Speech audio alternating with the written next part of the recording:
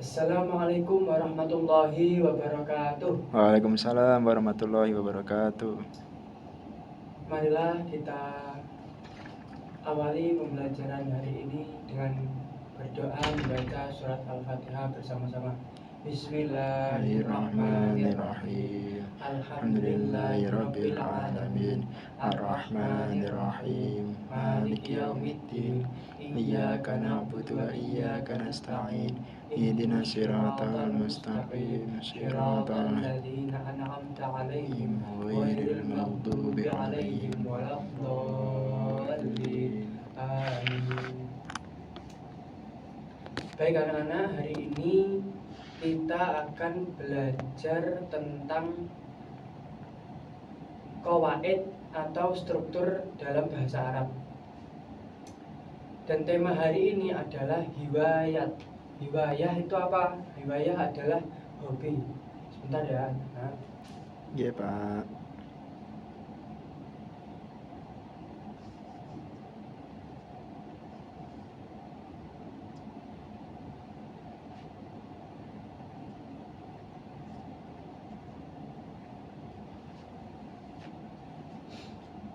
Al-hiwayah, kullu jama'atan al-hiwayah. Al-hiwayah. Al-hiwayah. Al-hiwayah. Jadi al-hiwayah itu artinya hobi. Untuk keterampilan kali ini yang kita pelajari yaitu qawaid. Dan apa itu qawaid? Apa ya? Qawaid adalah struktur dalam bahasa Arab. Bisa terbagi menjadi dua, yaitu nahwu dan sorof. Itu ilmu tentang mempelajari struktur-struktur kalimat dalam bahasa Arab. Baik, untuk qawaid singkat saja. Untuk selanjutnya kita akan mempelajari qawaid tentang istifham.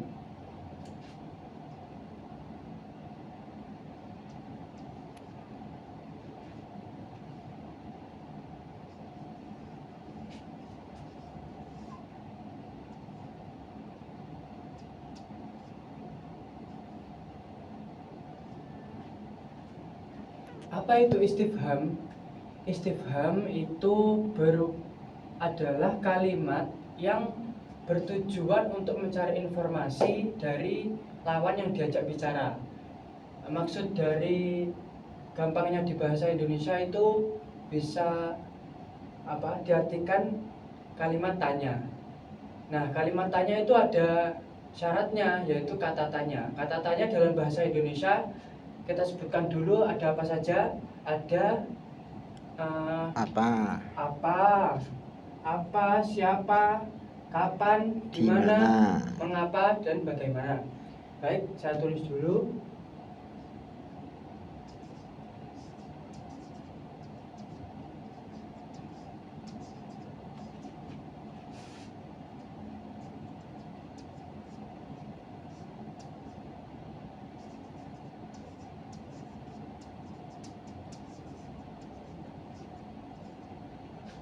Baik, kurang lebih kata tanya yang ada dalam bahasa Indonesia itu seperti ini ya, anak-anak. Dan kalian tahu bahasa Arabnya kan? Apa bahasa Arabnya apa? Bahasa Arabnya dari apa? Yaitu hal. Salah, bahasa Arabnya apa? Yaitu ma. Saya tulis di sini ya. Ma. Untuk siapa? Yaitu man. Mata yaitu kapan, mengapa itu hal,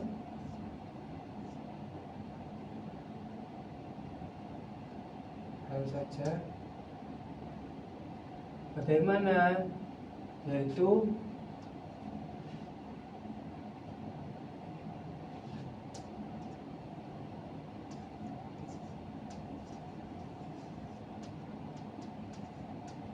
kaifa.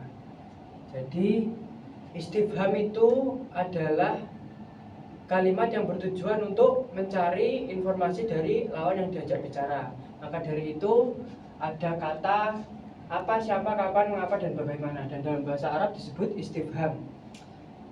Dan untuk menyusun istifham ada beberapa ilmu yang harus diketahui, yaitu untuk kata mengapa itu ada selain hal itu ada a. Namun a dalam bahasa Indonesia lebih cocok diartikan apakah. Kita tulis lagi sebentar.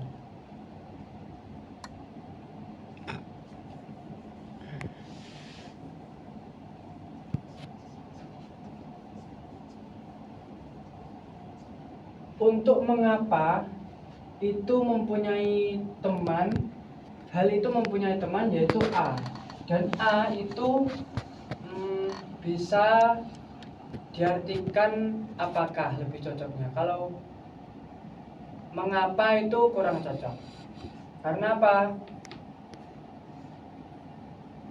Seperti saya contohkan ya.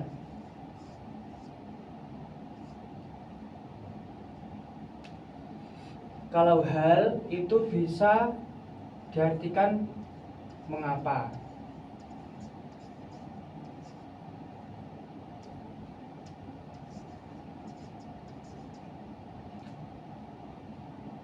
Namun apakah juga cocok?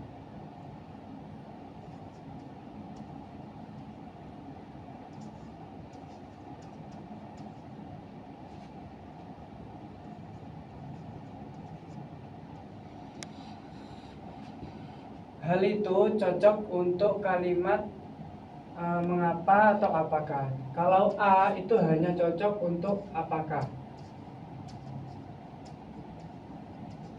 Dikarenakan apa? Untuk hal itu dalam bahasa Arab meskipun artinya kurang lebih sama dengan A, yaitu untuk perbedaannya adalah untuk hal itu lebih ke bisa mengungkapkan pilihan ya atau tidak. Kalau hal itu bisa mengungkapkan pilihan ya atau tidak dan menanyai keterangan. Sedangkan A atau apakah itu hanya bertujuan menanyai ya atau tidak. Jadi seperti ini perbedaannya. Contoh kalimat saya hapus dulu.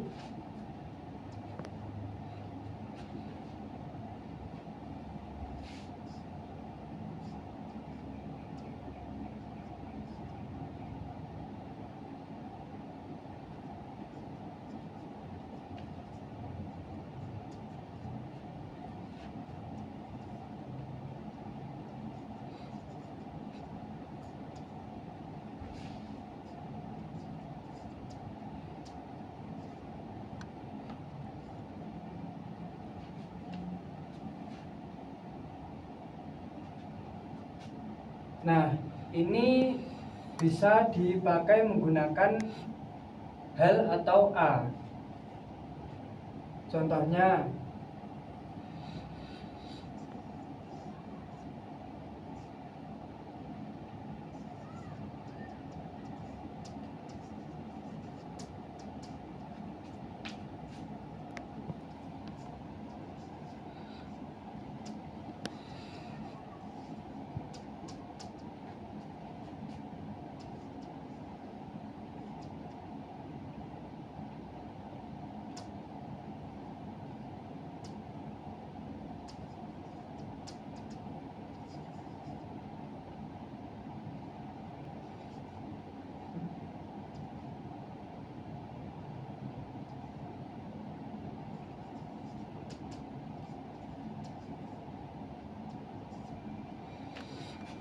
apakah kamu pergi ke kampus hari ini bisa menggunakan hal atau bisa menggunakan A? Untuk A, ini jawabannya ya atau tidak. Sedangkan hal ini boleh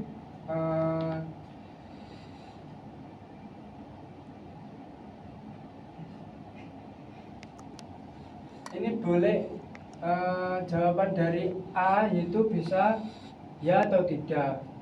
Jika hal itu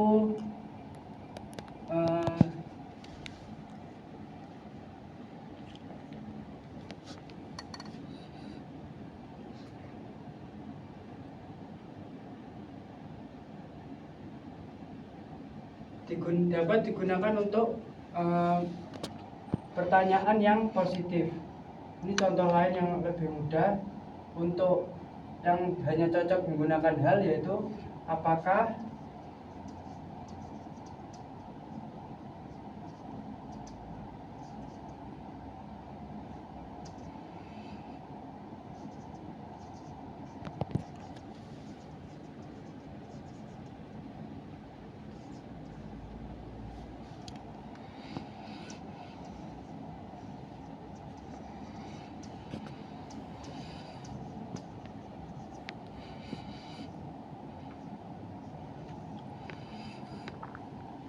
baik, untuk pertanyaan ini, apakah kamu memahami pelajaran, itu hanya bisa menggunakan hal.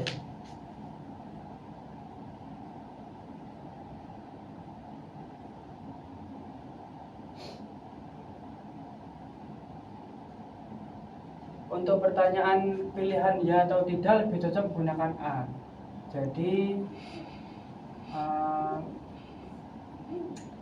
kurang lebih sama, namun A itu lebih ke pertanyaan yang jawabannya ya atau tidak, namun kurang lebih sama. Iya, Pak. Terus untuk menanyakan tentang hobi, kalian bisa menggunakan kata tanya ma atau apa dan digabung dengan apa hobi kamu.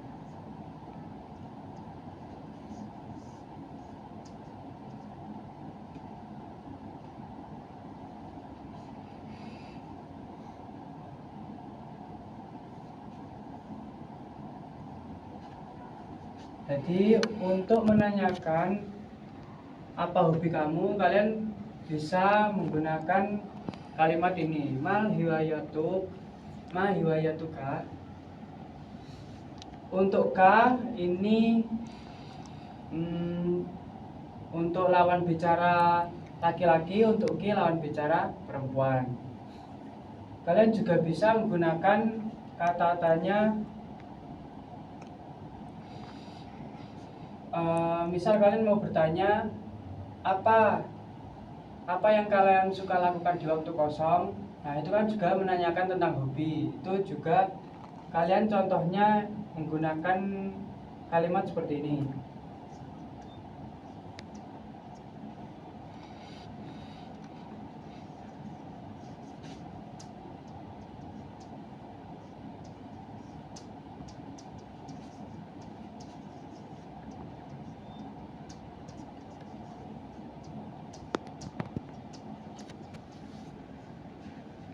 Madza taf'al fi waqtil faragh, yang artinya apa yang kamu lakukan di waktu kosong. Yang dimaksudkan yaitu menanyakan tentang hobi. Nah, kurang lebih seperti ini. Seperti itu pelajaran kita hari ini. Kurang lebihnya bisa dipelajari di buku. Untuk penugasan hari ini yaitu kalian membuat kata tanya, membuat masing-masing satu kalimat dari 5 kata tanya tadi menggunakan bahasa Arab terkait tentang hobi. Kalian misal siapa, itu bisa kalian sangkutkan dengan siapa yang biasa dengan kalian ketika bermain ini atau apa, bermain sepak bola atau apa. Nah, untuk kesimpulan dari pembelajaran hari ini yaitu kalian harus bisa membuat kata tanya yang seperti yang saya sampaikan tadi. Baik, untuk hari ini cukup sekian. Terima kasih, kurang lebihnya mohon maaf. Wassalamualaikum warahmatullahi wabarakatuh. Waalaikumsalam warahmatullahi wabarakatuh.